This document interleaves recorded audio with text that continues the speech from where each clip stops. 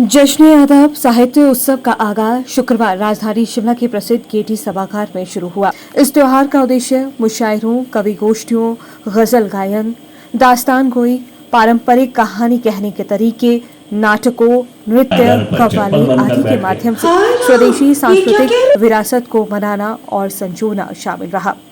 कवियों, थिएटर कलाकारों, गायकों, विद्वानों, पत्रकारों और आलोचकों को दुनिया भर और पीढ़ियों से नए साहित्यकारों के साथ साथ दिग्गजों को मंच प्रदान करना भी इसका उद्देश्य है। गौर हो कि जश्न अदब कविता और साहित्य का एक समाज है जिसकी स्थापना 2012 में जश्न अदब कविता उत्सव के माध्यम से हिंदी और उर्दू भाषा की साहित्यिक विरासत को बढ़ावा देने और संरक्षित करने के उद्देश्य से की गई है। वहीं जश्न अदब के संस्थापक ने इस आयोजन के संदर्भ में विस्तृत जानकारी साझा की।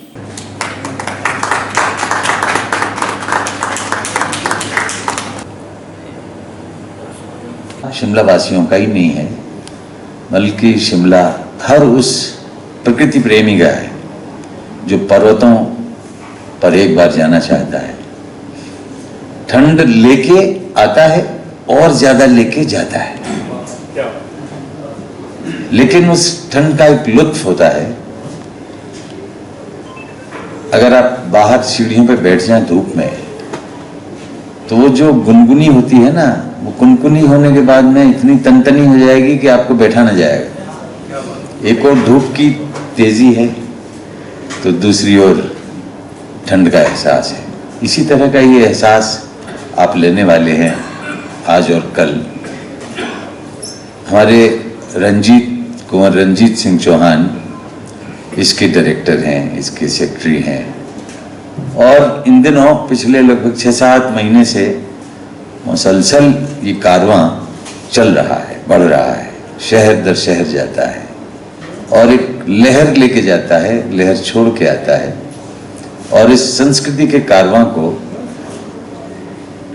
हम ये समझते हैं कि आप भी इसमें शरीक हो जाएंगे एक बार इसमें आ गए हैं तो। कविता हमें मिल जाएगी, कहानियाँ हमें हर जगह मिल जाएंगी, लेकिन कभी एक लम्हे को अगर हम सोच के देखें कि अगर ये ना हो तो इंसानी समाज पर, एक इंसान पर उसका क्या फर्क पड़ेगा, उसका क्या नुकसान होगा कि नहीं होगा।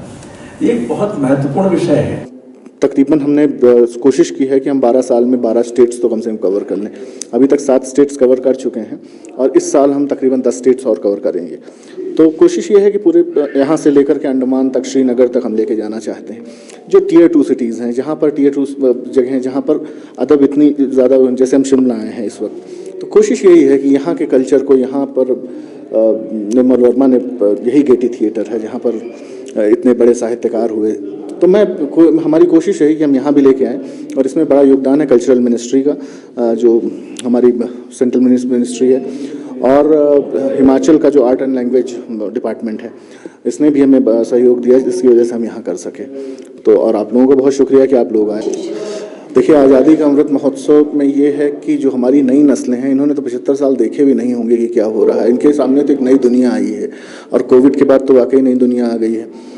तो इस दुनिया में जो है, जिनकी कुर्बानी रही, जिनकी जड़ें कहाँ से इनकी जुड़ी हुई हैं, ये कल्चरल कारवां का मतलब है। क्योंकि हमारे देश की जो, हमारे मुल्क की जो तहजीब संस्कृति है, वो सिर्फ उसकी जड़ों में, यानी उसकी साहित्य में है।